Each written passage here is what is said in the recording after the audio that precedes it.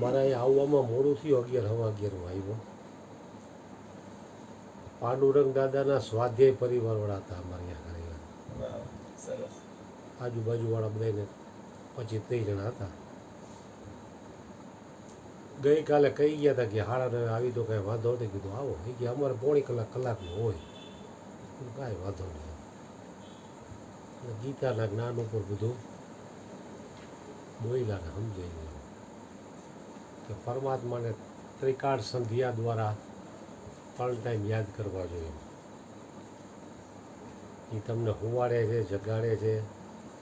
આટલા બધા રસ પૃથ્વી ઉપર બનાવ્યા એ તમારા માટે છે, પચાવે છે. તો 24 કલાક તમારું ધ્યાન રાખે, તમે 3 ટાઈમ એને યાદ ન કરી શકો એમ.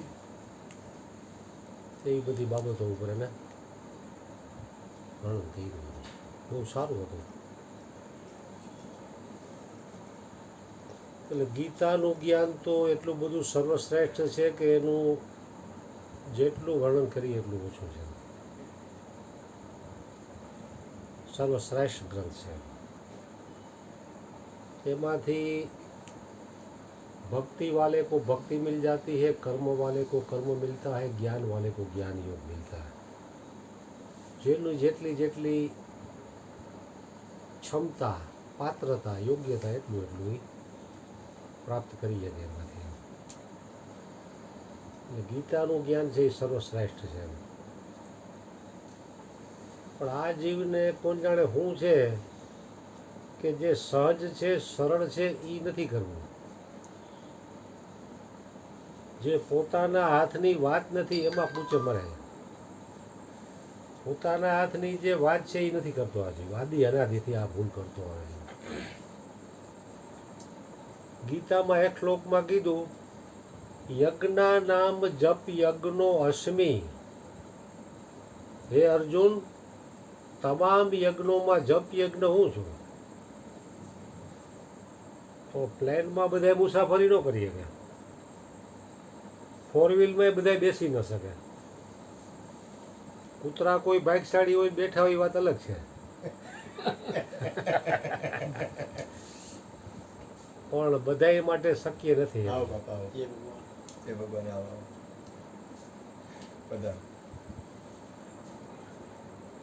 એટલે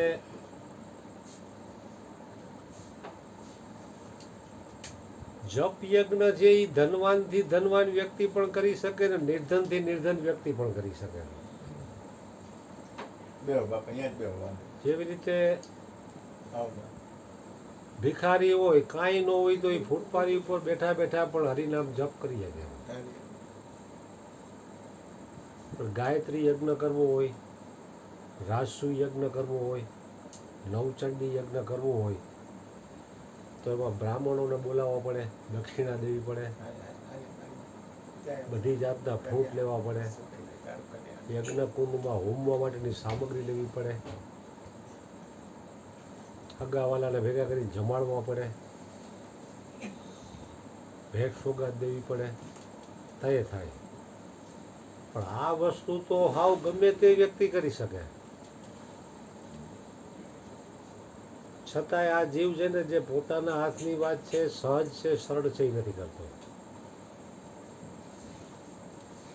સહજ અને સરળ છે એ વસ્તુ ન કરવા પાછળનું કારણ પોતાનો અહંકાર. ધવલે વાત કરી ને કે અહંકાર ઉપર હું બોલ્યા ભાઈ. કારણ કે અહંકાર છે ને એ આદિ અનાદિથી આ જીવને આડો પડદો કરી રહ્યો છે. સત્ય વસ્તુ સમજવામાં મોટું અડચણરૂપ હોય તો એ અહંકાર છે. ગંગા સતીએ પણ કીધું કે ગુંજાનો લાડવો પાનબાઈ અહંભાવ ગયા વિના નહીં ખવાય. ખીચામાં જ લાડવો છે પણ અહંકાર છે નહીં ખાવા નથી દેતો. એટલે અહંકાર માટે તો ઘણા ઘણા મહાપુરુષોએ ઘણું કહ્યું છે. આપણા સદગુરુ શ્રી અર્જુન બાપાની વાણીમાં પણ કીધું છે, સંદેશો હરિગુરુ સંત સમજાવે, જીવને અભિમાન નજરૂમાં આવે સંદેશો હરિગુરુ સંત સમજાવે. કારણ કે આ પરમાત્માનો સંદેશો છે એ હરિગુરુ સંતો એમ નથી કહેતા કે મારો છે ને હું તને સમજાવી દઉં એમ. સંદેશો સતલોકનો છે, હું ખાલી નિમિત્ત છું એમ. આપણે ટપાલ લખી તો ટપાલી ખાલી નિમિત્ત જ બને, એકને સે પહોંચાડ્યું એનું કામ. એવી રીતે આ પરમાત્મા રૂપી સંદેશો છે એ પરમાત્માનો જ છે. હરિગુરુ સંતો એક ટપાલીની ભૂમિકા ભજવી અને એના શરણે જે કોઈ આવે છે અહંકાર શૂન્ય થઈ જાય તો એને આ વસ્તુ સમજાવે છે. પણ અહંકાર ભેગો હોય છે તો આ વસ્તુ સમજાશે. અહંકાર છે એ ડૂબાડવાનું કામ કરશે. તારવા માટેનું તરવું હોય તો આધીનતા જોશે. કારણ કે આ વસ્તુ બાપ થઈને પ્રાપ્ત નહીં થાય. જેટલા નિર્દોષ અને નિખાલસ બનશે એટલી આ વસ્તુ સહેજે સહેજે પ્રાપ્ત થાય. કારણ કે ભગવાનને કે પરમાત્મા પ્રાપ્ત મહાપુરુષોને આ વસ્તુ ગમતી જ નથી, કૂળ કપટ. ભગવાન રામે પણ એક ચોપાઈમાં કીધું રામાયણમાં, નિર્મલ મન જન સો મોહી પાવા, મોહી કપટ છલ છિદ્ર ભાવા.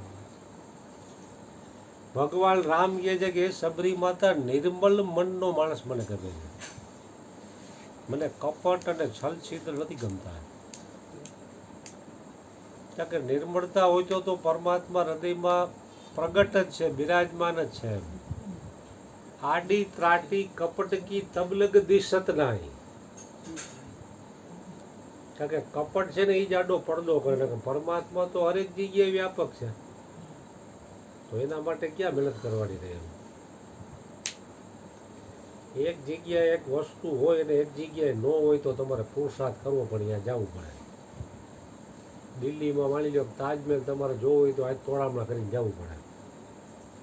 તો તાજમહેલ હરેક જગ્યાએ હોય તો તમારે શું મહેનત કરવાની રહે. એટલે સરળમાં સરળ ને કઠિનમાં કઠિન હોય તો પરમાત્મા પ્રાપ્તિ. સ્વામી રામસુખદાસજીએ કીધું કે એક માર્મિક બાત હૈ, જે છૂટી રહ્યું છે એને જ છોડવાનું છે. કોઈ એમ કહીએ કે મેં આ ટાઈમે યુવાની છોડી કે બચપન છોડ્યું કે આંખમાં નંબર આ મને આ ટાઈમે આવ્યા, કાનમાં બેરાશ મને આ ટાઈમે આવી, વાળ સફેદ મને આટલી કલાકે આવ્યા, એમ કોઈ કહીએ કે? કારણ કે છૂટી જ રહ્યું છે. છૂટી રહ્યું છે એ હરિગુરુ સંતો પણ આપણાથી છૂટતું નથી. તન મન ધન એક એક ક્ષણે છૂટી રહ્યું છે. એ જ આપણે હરિગુરુ સંતોને હોપવાનું છે, છતાં આ જીવ હોપતો નથી. છૂટી જ રહ્યું છે એને છોડવાનું છે, અને જે સદાયને માટે પ્રાપ્ત છે એને જ પ્રાપ્ત કરવાનું. તો આમાં કઠિનાઈ શું પડે છે? છતાંય આ જીવને એમાં જ કઠિનાઈ પડે છે. કારણ કે એટલી બધી પકડ મજબૂત થઈ ગઈ છે નાશવંત વસ્તુ પ્રત્યે, તેને છોડવી ગમતી નથી. છૂટી તો જશે જ એક દી પરાયણે, છતાંય છોડી ગમતી નથી. એટલે જ મહાપુરુષો કહે ને કે મૃત્યુને કાયમ યાદ રાખવું, તો થોડીક પકડ ઢીલી થશે. કારણ કે રાવણ જેવાને 10,000 વર્ષનું આયુષ્ય હતું તો એનું રીવ નહીં કરે, તો આપણું આયુષ્ય તો એની સામે કાંઈ નથી. અનિત્યાણી શરીરાણી, અનિત્યાણી શરીરાણી, વૈભવો નૈવ શાશ્વત, વૈભવો નૈવ શાશ્વત, નિત્ય સન્નિહિતો મૃત્યુ, નિત્ય સનહિતો મૃત્યુ કર્તવ્યો ધર્મ સંગ્રહ કર્તવ્યો ધર્મ સંગ્રહ. યોગેશ્વર ભગવાન શ્રી કૃષ્ણ અર્જુનને નિમિત્ત બનાવીને આપણને બધાને કહે છે કે શરીર અનિત્ય है, વૈભવ શાશ્વત નહીં है. કારણ કે વૈભવ કોઈ પાસે રહ્યો નથી, રહેવાનો નથી. છે ત્યારે એનો સદુપયોગ કરી લીધો એ કરી લીધો, બાકી ધૂળ જ થઈ જવાનું બધું. શરીર અનિત્ય है, वैभव शाश्वत नहीं है. મૃત્યુ એક એક કદમ કરકે નજદીક આ રહી છે. માટે કર્તવ્યો ધર્મ સંગ્રહ. જે કાંઈ પરમાત્મા આપ્યું છે એનો જેટલો થાય એટલો સદુપયોગ કરી લેવો ને એ જીવ માત્રનું કર્તવ્ય છે. અને એમાં જ એનું કલ્યાણ છુપાયેલું છે. ન તો વસ્તુ તો જ્યાં પડી છે નાશ થઈ જ જવાની છે, નાશ તરફ જ જઈ રહી છે. કાયમ માટે કોઈ એવી ને એવી રાખી નહીં શકે. કારણ કે પરમાત્માનું નામ જ એક એવું શુદ્ધ અને પવિત્ર છે કે એ જેમ સેમ રહે. અનંત યુગો વ્યાજ હશે તો એને કાંઈ નહીં થાય. એને સાચું નાણું જ છે. મીરાબાઈને આની સમજણ થઈ તો એને વાણીમાં કીધું, ખર્ચ્યું ન ખૂટે વાકો ચોર ન લૂટે, દિન દિન બઢત સવાયો પાયો જી મેને રામ રતન ધન પાયો. એટલે એને જ્યારે આ વસ્તુ પ્રાપ્ત થઈ તેની કિંમત થઈ તો એને વાણી દ્વારા બીજા લોકોને ચેતવા કે ચેતી જાવ તમે, આ બાજુ હાલો. કારણ કે કીધે કુંભાર ગધેડે બેહે નહીં, થાકે એટલે બે. તો ગયો હવે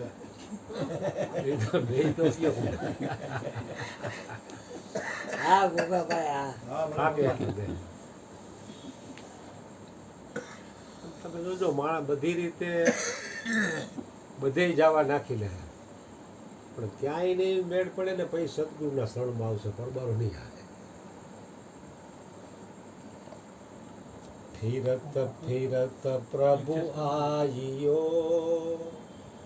પડ્યો તુમ શરણાય, દીન દયાલ કો બીનતી, સુનો ગરીબ નિવાસ. હે ગુરુ મહારાજ, હું બધે ફરતો ફરતો ફરતો ફરતો ક્યાંય સુખ મળ્યું નહીં, એટલે તમારા ચરણોમાં આવ્યો.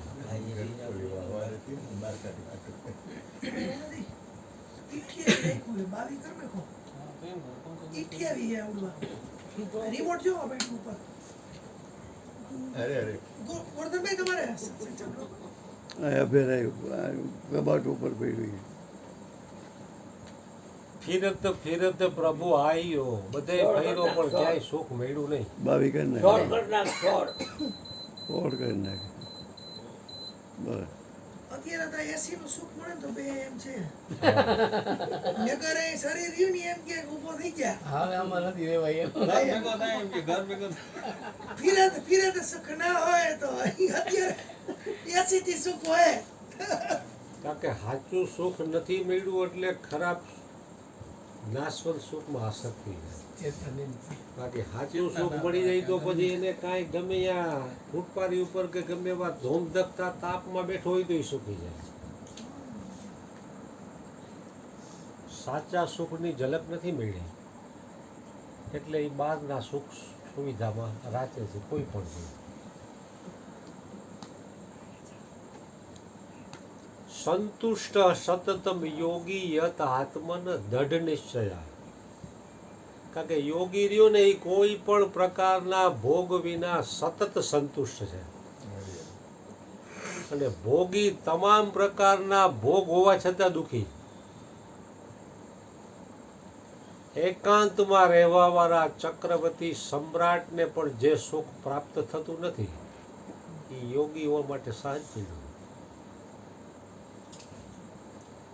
योगियों के संग में इंद्रिय संयम करना सहज सुलभ हो जाता है, भोगियों के संग में इंद्रिय संयम करना कठिन हो जाता है.